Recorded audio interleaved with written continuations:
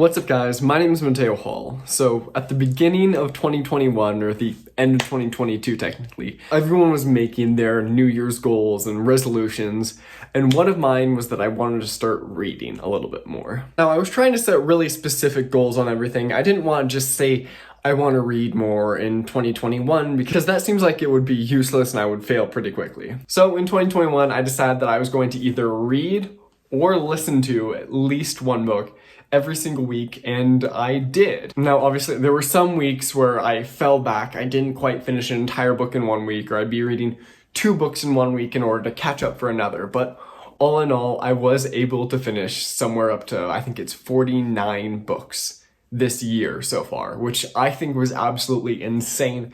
That's the most amount that I've read for a very long time. Originally, when I did this challenge, I was thinking I'm gonna be doing like 26 fiction books and 26 non-fiction books, looking at like self-development books, different biographies, autobiographies, and that very quickly changed. The problem that I realized is a lot of those like self-development and personal finance books, they just kept repeating a lot of the same content over and over and over again. I did about 2 or 3 different reviews on this channel of different books that I was reading at the time, and the problem with them is that they were just the same book over and over, repeated in a different way, so I ended up stopped making videos on that. The differences between a book like Rich Dad Poor Dad and The 4-Hour Workweek were embarrassingly low, to be honest. That doesn't mean that I stopped reading books like that. I also incorporated a lot more fiction into my reading, which I think was a great help in general as well. You see, whenever I'm doing my day-to-day activities, I always seem to have one AirPod in, and I'll be walking around the house, doing dishes, chores, planning out my next video. But the thing is, I'm always listening to something. It's just one of my little nitpicks is having to be productive 24/7. I feel as though that really helps me out. But being able to have all of these fiction books, I mean, I got through the entirety of the Harry Potter series for the first time at the beginning of this year. It really let me sit back and relax a lot more than I thought that I could. I mean, reading something like that was a lot less dense than going into and having to sit down and really listen to A Brief History of Time by Stephen Hawking. But that's another thing, when reading all these books, something that I noticed, or I should say listening to all these books, I can't listen to these on ×1 speed at all anymore. To be honest, most of what I listen to on YouTube now is all ×2 speed in general. But especially when going into audiobooks, it just seems so slow and draggy if I have it anything lower than 1.5 times speed. So if you're looking for some kind of self-development book that's going to be helping you in one way or another, I'd steer you away from very vague things like Richest Man in Babylon or The 4-Hour Workweek, Rich Dad Poor Dad, and instead focus something a little bit more specific on what you're looking for.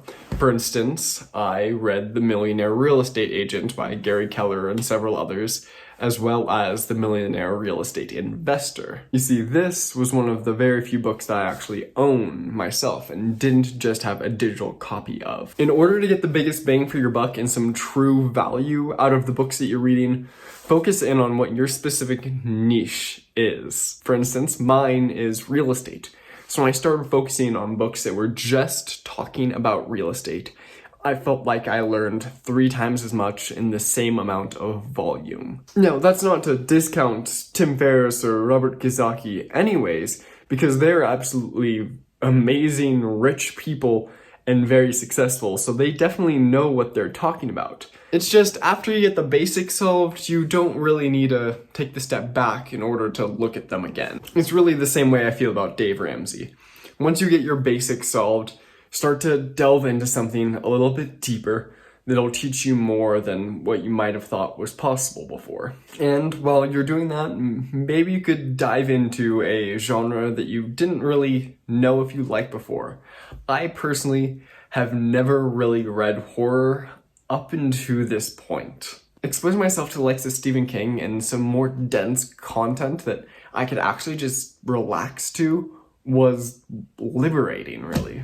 I think that so many people are so focused on just being productive and getting the next thing done that they don't remember how much of a joy reading can actually be for them. I started looking forward to doing this challenge every single day, as opposed to actually seeing it as a challenge to get done every single day, because I enjoy reading and learning more, being able to relax some. But now that I've finished my year of reading a book every single week, what's next? Do I do a book a day, 2 books a week, 3 books a week? No, definitely not.